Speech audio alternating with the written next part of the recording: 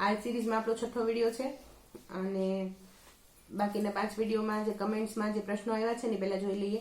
એમાં એક કમેન્ટ એવી આવી છે કે ઇકોનોમિક્સ માટે શું કરવું. તો ઇકોનોમિક્સ માટે છે ને મેં એવું કર્યું હતું કે રાહુલ ભારદ્વાજ સાહેબનો એક મેરેથોન વિડીયો આવે છે, એ મેં જોયો હતો આખો પહેલા, અને પછી મેં આઈસી રાજકોટવાળાની બુક છે એ બુક વાંચી હતી અને એમાંથી જે કોન્સેપ્ટ હોય ને એટલા મેં વાંચ્યા હતા અને એ મેં ક્લિયર કરી નાખ્યા હતા. ઇકોનોમિક્સમાં એ પૂછાય છે, ઇકોનોમિક્સમાં મોટે ભાગે કરંટ અફેર્સ પૂછાય છે, એટલે ઇકોનોમિક્સના કરંટ અફેર્સ છે ને એ વધારે એના ઉપર ધ્યાન આપવાનું. અને 50% જેટલું, એટલે જો 50 ક્વેશ્ચન ઇકોનોમિક્સના છે ને તો 25 ક્વેશ્ચન તો કરંટમાંથી જ હશે મોટે ભાગે. લમસમ 26-26 જેટલા 26-27 જેટલા ક્વેશ્ચન કરંટ અફેર્સમાંથી હશે, બાકીના સ્ટેટિકમાંથી હશે. સ્ટેટિકમાં તે બહુ ફિક્સ છે કે આ બેન્કિંગમાંથી ક્વેશ્ચન આવે છે, પછી 2-3 વિષયો ફિક્સ છે એમાંથી આવે છે ક્વેશ્ચન. તો એ મેં સ્ટેટિક પાર્ટ છે એ જો સ્ટેટિક અને ડાયનેમિક શું છે ને હું કહી દઉં, કારણ કે ઘણા વિદ્યાર્થીઓને પ્રશ્ન એ છે કે સ્ટેટિક શું ડાયનેમિક શું.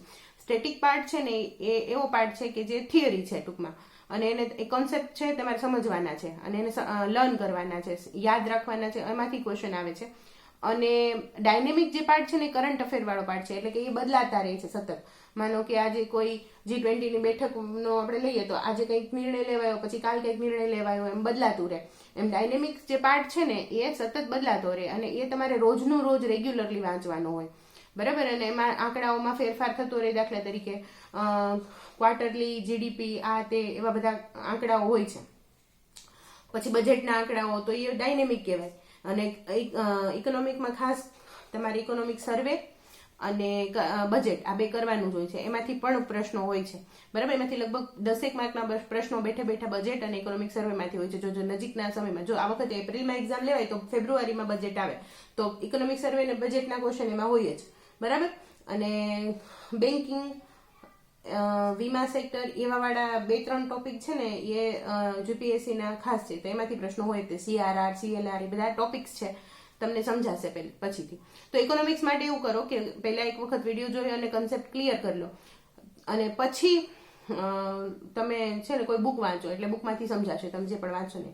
આ એક પ્રશ્ન થઈ ગયો. બીજો પ્રશ્ન એ તો કે અમે સેકન્ડ યરમાં છીએ કે ફાઇનલ યરમાં છીએ કે 6th સેમમાં છીએ, તો અમે કહી શકીએ કે નહીં. તો સેકન્ડ યર વાળા છે તો અત્યારે થોડુંક વહેલું થઈ જશે તૈયારી, પણ તમે 1-1.5 વર્ષનું તમારી પાસે સમય છે તો તમે સરસ રીતે કરી શકો. અત્યારે 2-3 કલાક, 2-2.5 કલાક સાઈડમાં વાંચવા માટે કાઢી લો જીપીએસસી માટે, તો તમે સારું એવું કવર કરી શકશો, સારા એવા માર્ક્સ લઈ આવી શકશો. અને ફાઇનલ યર વાળા છે, 5th સેમમાં છે કે 6th સેમમાં છે, તો એ લોકો એલિજિબલ ગણાય છે, એટલે ફર્સ્ટ અટેમ્પ પોતાનો આપી શકે. એટલે જેને છે જે આ વર્ષે સ્નાતક થવાના છે એ લોકો આપી શકે પરીક્ષા, તો એ લોકો ફર્સ્ટ અટેમ્પ અત્યારે પોતાનો આપી શકે. તો તમે તૈયારી 100% અત્યારે શરૂ કરી શકાય. ફાઇનલ યર વાળાને તો 100% કરી શકાય અત્યારે શરૂ. અને શરૂઆત ક્યાંથી કરવાની એ પ્રશ્ન હતો, તો શરૂઆત છે ને તમે જે સેકન્ડ ફાઇનલ યર વાળા છે ને એ GCRT થી કરો. પહેલા ગુજરાતી વાંચો, 6ઠ્ઠા ને 12, 6ઠ્ઠાથી લઈને તે 12મા ધોરણ સુધીની બધી જ તે સામાજિક વિજ્ઞાન વાળા પાર્ટ છે ને એ વાંચો. બહુ સરસ છે, બહુ ફાઉન્ડેશનની આખું તમારું ક્લિયર થઈ જશે, તૈયાર થઈ જશે. પછી તમે જે એડવાન્સ બુકો વાંચો ને એમાં તમારે ક્યાંય પ્રશ્ન જ નહીં આવે. પછી NCERT વાંચો. NCERT છે ને એ અઘરી નથી, એ લેન્ધી છે. લેન્ધી કઈ રીતે છે કે એક ટોપિકને સમજાવવા માટે એને ઘણા બધા ડાયમેન્શનને કવર કર્યા છે. તો મેં કાલે જેમ તમને કીધું ને સ્વતંત્રતા, તો સ્વતંત્રતાથી આપણે શું સમજતા હોઈએ, અને પછી આપણે એમાં વાંચીએ ને તો આપણને ખ્યાલ આવે કે સ્વતંત્રતાનો અર્થ બહુ મોટો છે, બહુ વિશાળ છે. તો એ રીતનું છે. એટલે સ્વતંત્રતા વિશે અથવા જે પણ ટોપિક એમાં આપેલા છે ને એ વિશે એમાં લખવાનું બહુ ઓછું હશે, પણ સમજણ બહુ વધારે છે. એટલે તમારું મલ્ટી ડાયમેન્શનલ એપ્રોચ છે ને NCERT થી કવર થશે, ડેવલપ થશે. તો GCRT વાંચો, એમાંથી તમે આખું ફાઉન્ડેશન તૈયાર કરી લો, પછી NCERT વાંચો, બરાબર. જે સેકન્ડ ફાઇનલ યરમાં છે એ અત્યારે એટલું બહુ છે, પછી એનાથી વધારે કરવાની કશું જરૂર નથી.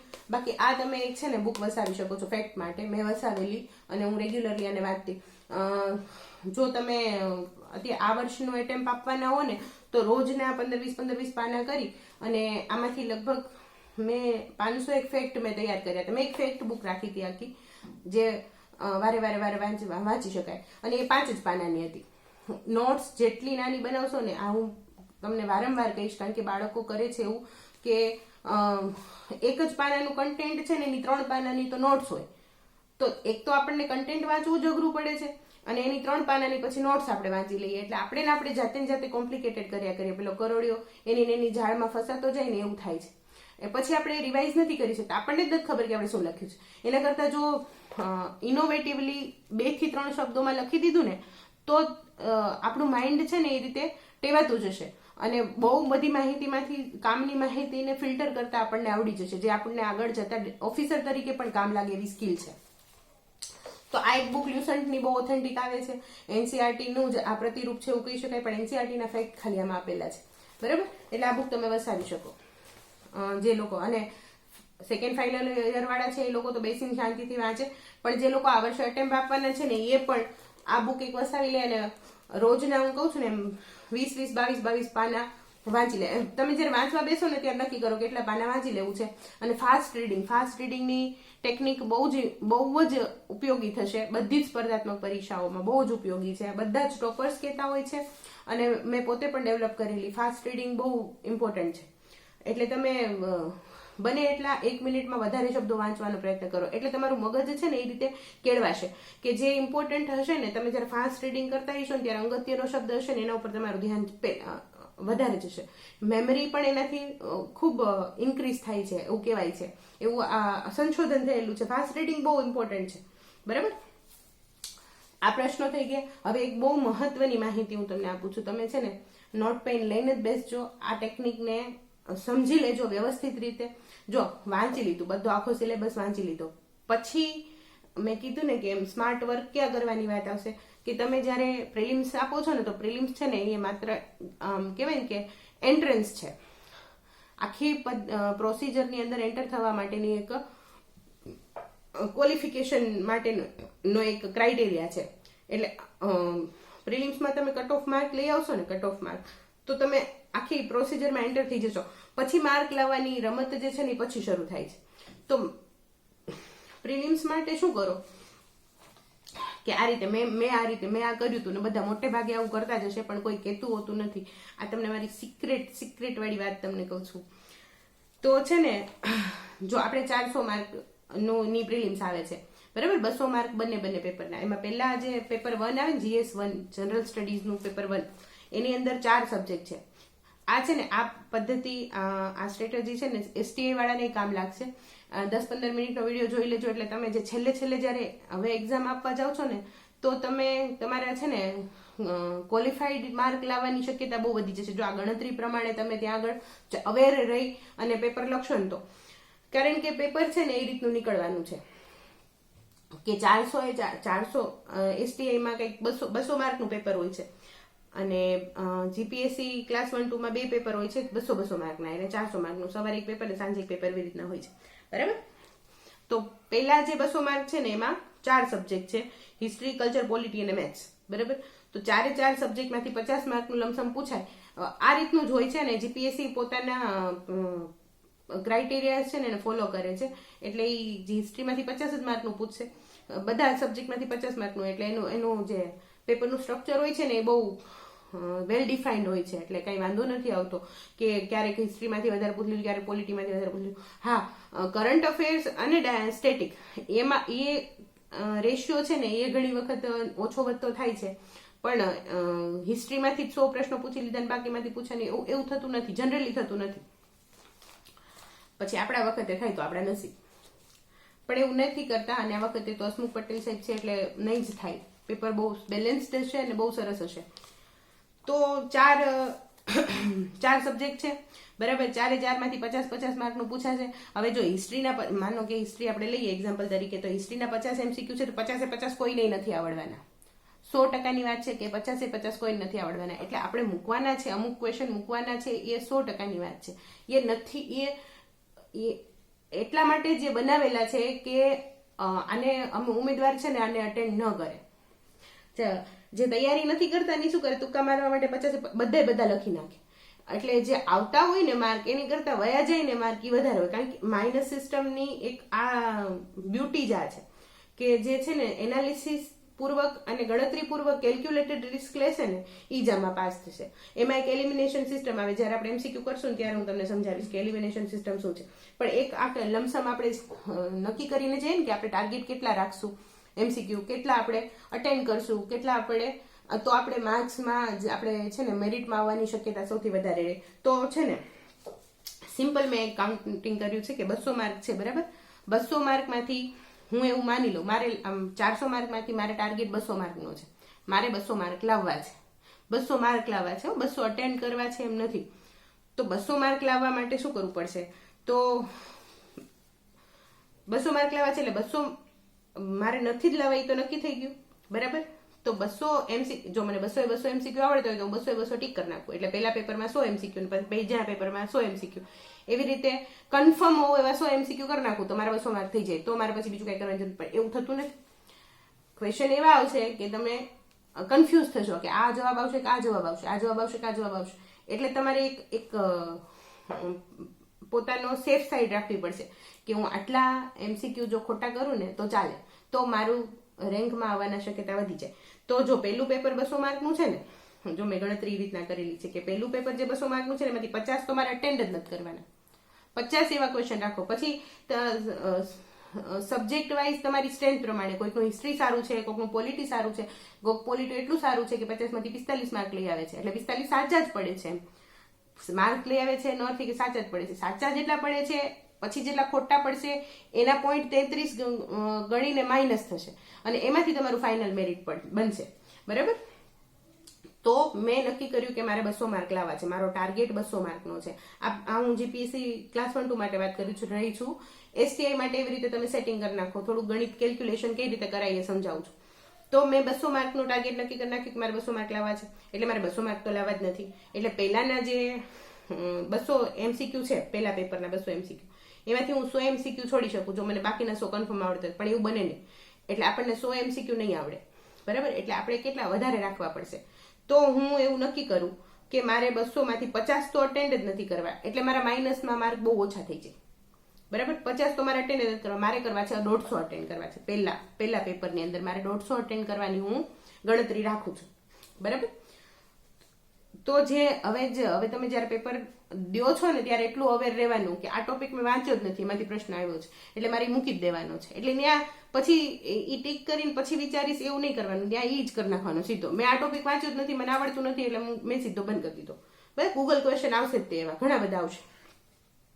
હવે મારી પાસે રહ્યા 150 માર્ક, 150 એમસીક્યુ કે જેની અંદરથી મારે 100 માર્ક કવર કરવાના છે પહેલા ઓલેમાંથી. તો 150 માંથી હું 30 જો ખોટા અટેન્ડ કરું ને, 150 હું કરું છું, બરાબર. એમાં 30માં મને ડાઉટ છે કે આ સાચો આવે કે આ સાચો આવે, આ સાચો કે આ સાચો આવે, એટલે મારા ડાયલેમાં છે. તો છતાંય મારે રિસ્ક લેવું છે. હું 2 એમસીક્યુ ને એલિમિનેટ કરી શકું છું. જો 4 એમસીક્યુ છે, બરાબર, 4 એમસીક્યુ માંથી એક જ સાચો જવાબ છે, બરાબર. 2 હું એલિમિનેટ કરી દીધા, મેં 2 ઓપ્શન મેં એલિમિનેટ કરી દીધા કે આ 2 તો નથી જ આવતા, આ 2 માંથી મને કન્ફ્યુઝન છે. એટલે 50% ચાન્સ થઈ જાય કે તમે સાચો જવાબ લખશો. એમ જે 2 માંથી લખશો કાં તો એ ખોટો પડશે કાં તો એ સાચો પડશે, પણ 50% સંભાવના થઈ ગઈ કે તમે એ સાચો લખશો, એમ 2 માંથી એક, બરાબર. તો હું એવા જે ક્વેશ્ચન છે ને એવા હું 30 કરી શકું, બરાબર. એટલે 150 મેં અટેમ્પ કર્યા, એમાંથી 30 મારા ખોટા પડ્યા. 30 ખોટો પડવાની મને મારી સેફ સાઈડ માટે હું 30 ખોટા પાડી શકીશ, એવું મારે મગજમાં ક્લિયર કરીને પેપર દેવા જવાનું. એટલે તમે 30 ખોટા કરશો ને એટલે એને ગુણ્યા .33 એટલે 8.25 માર્ક થશે. એટલે 150 માંથી 30 માર્ક તો ખોટા પડ્યા, એના જતા રહ્યા. એ ઉપરાંતના 8.25 માર્ક તમારા એક્સ્ટ્રા જશે. હવે જો તમે આ 40 ખોટા કરો ને તો કંઈક 9.5 માર્ક થાય છે. એટલે 40 માર્ક વયા ગયા જે ખોટા પડ્યા એના, અને ઉપરાંતના 10 માર્ક તમારા ગયા કે તમે પેલું કર્યું, જે ખોટા કર્યા છે એના માઇનસમાં જ ગયા, બરાબર. એટલે સાચા માર્કમાંથી એટલે 150 હતા, 40 તમે ખોટા કર્યા, 9 માઇનસના વયા ગયા, એટલે એક્ઝેક્ટ તમારા 100 માર્ક સાચા, 100 માર્ક્સ આવશે, બરાબર. તો ટાર્ગેટ કેટલાનો રખાય? 150 નો રખાય. પણ ઘણા 150 ન કરી શકે, એવું ન હોય. પેપર ઉપર છે, ઇઝી છે, હાર્ડ આવે છે, એ તો તમે જ્યારે પેપર આપો છો ત્યારે કેટલા અવેર રહ્યો છો, સેલ્ફલી કેટલા અવેર રહ્યો છો એના ઉપર આધાર છે, બરાબર. તમને ખબર છે કે તમે આ ટોપિક વાંચ્યો જ નથી, છતાંય અહીંયા બહુ મન થશે કે 4 માંથી 1 જ હશે ને કરી તો દઉં, પણ એ તમારા મનને ત્યાં આગળ તમારે કાબુમાં રાખવું પડશે કે અહીં આ મેં નથી વાંચ્યો ટોપિક, એટલે મારા આમાં સાચા પડવાની કોઈ શક્યતા જ નથી, એટલે હું આ નહીં કરું.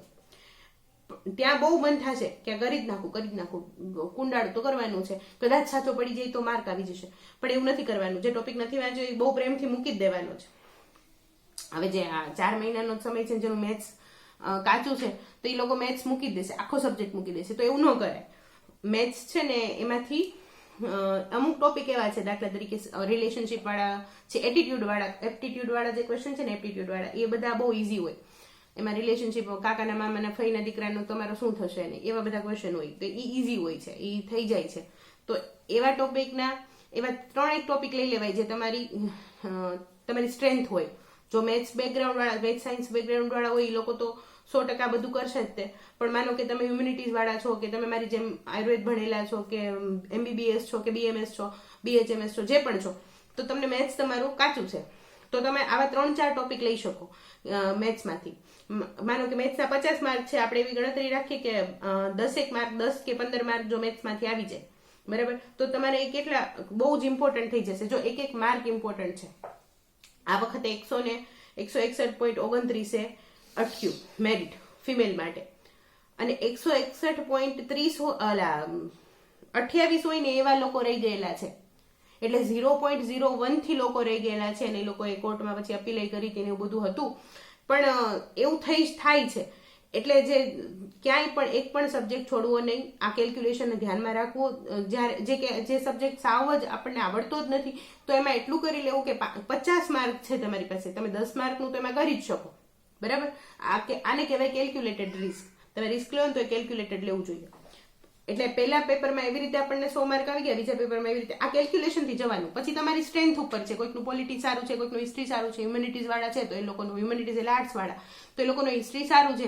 હિસ્ટ્રી રાખીને જેમણે MA કરેલું છે તો એ લોકોનું સારું જોવાનું છે, તો એમાં 50માંથી 50 માર્ક લાવવાની શક્યતા છે, બરાબર.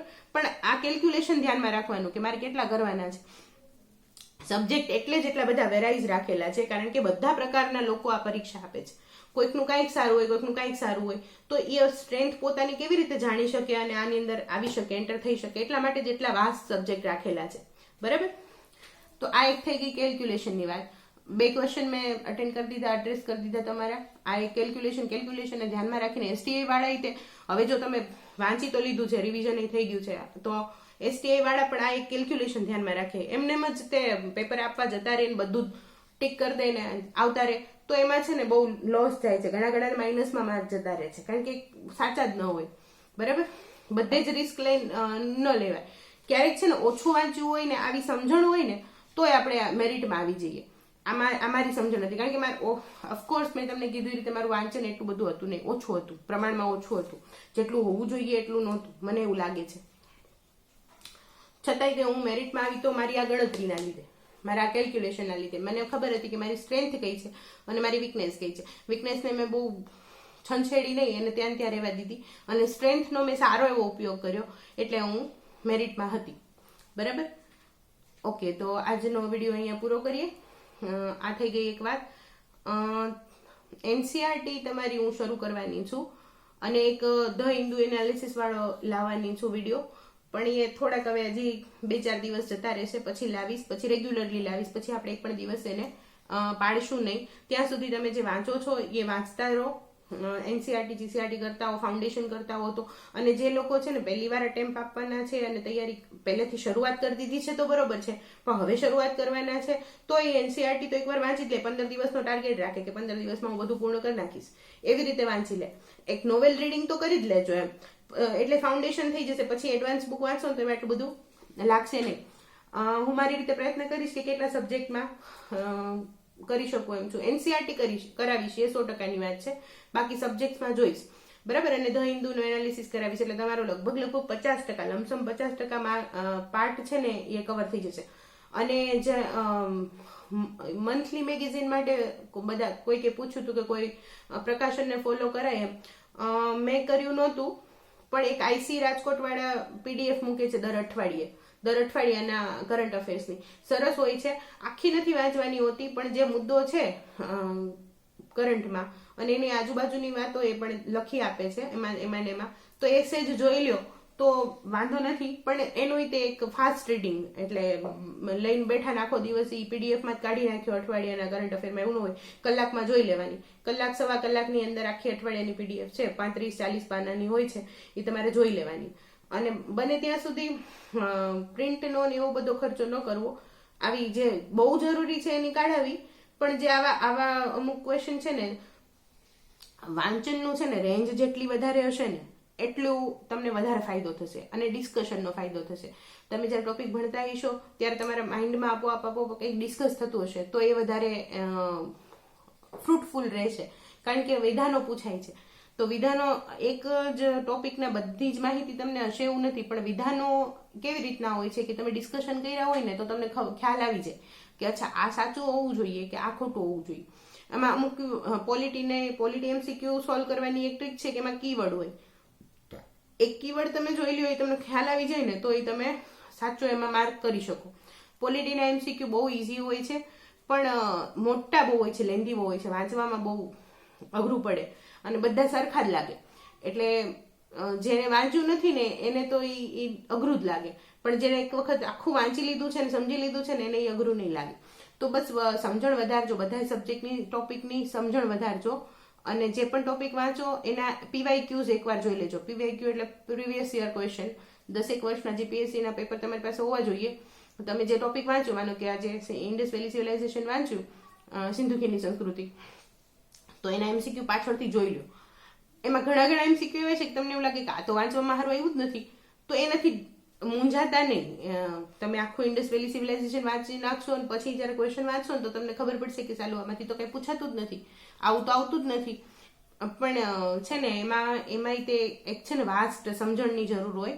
એટલે તમે 2-4 વાર 5 વાર જયારે વાંચશો અને કરંટ અફેર સાથે એની સાથે ભણશે ને ત્યારે તમે એ એમસીક્યુ ને સમજી શકશો અને એને પેલું શું કહેવાય, એને સાચું હોય તેમ તમે કરી શકશો. એટલે પહેલી વાર વાંચો ને પીવાયક્યુ વાંચો ત્યારે તમને એવું લાગે કે આમાં તો પૂછાતું નથી, પછી એકાદો એમસીક્યુ એવો આવી ગયો ગૂગલ ટાઈપનો અને પછી તમે એ આખું લઈને બેસ જાઓ કે એમાંથી પૂછાણું છે તો હું આખી એક બુક વાંચી લઉં, તો એવું ના કરતા.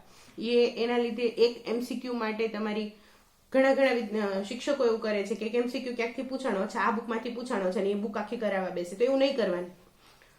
તમારે 400 માંથી 400 માર્ક નથી લાવવાના, અમુક ક્વેશ્ચન છોડવા માટે જ બનેલા છે. અને જો કટ ઓફ મેં 200 માર્કની તમને એક રેન્જ કીધી, પણ કટ ઓફ તો 160-170 અટકે છે, 180 અટકે, આવતા વર્ષે કદાચ 180 અટકે. પેપર હાર્ડ હોય તો 100 માર્કે અટકે છે ને 102 માર્કે અટકે છે. 130 નંબરની જે એક્ઝામ હતી જેનું હવે ઇન્ટરવ્યુ માટે ગોઠવાયું છે એનો 103 માર્કે છે કટ ઓફ. એટલે 400 માંથી 103 માર્કે કટ ઓફ છે. તો તમે સમજી લો કે પેપર હાર્ડ હશે એટલે કટ ઓફ નીચું ગયું છે. તો જો પેપર હાર્ડ હશે તો કટ ઓફ નીચું જશે, પેપર હાર્ડ હશે તો એ બધાના માટે જ હાર્ડ હશે એટલે કટ ઓફ નીચું જશે. એટલે એક એમસીક્યુ માટે તમે પછી એક આખી બુક વાંચવા બેસો અને એ તમારો ટાઈમ એટલો બધો વેસ્ટ થઈ જાય. રિસોર્સિસ જે તમારા છે ને એ જ રાખો. તમે એનસીઆરટી ફોલો કરો છો, એનસીઆરટી જ વાંચો, પછી એની એડવાન્સ બુક એક જ વાંચવાની છે. જો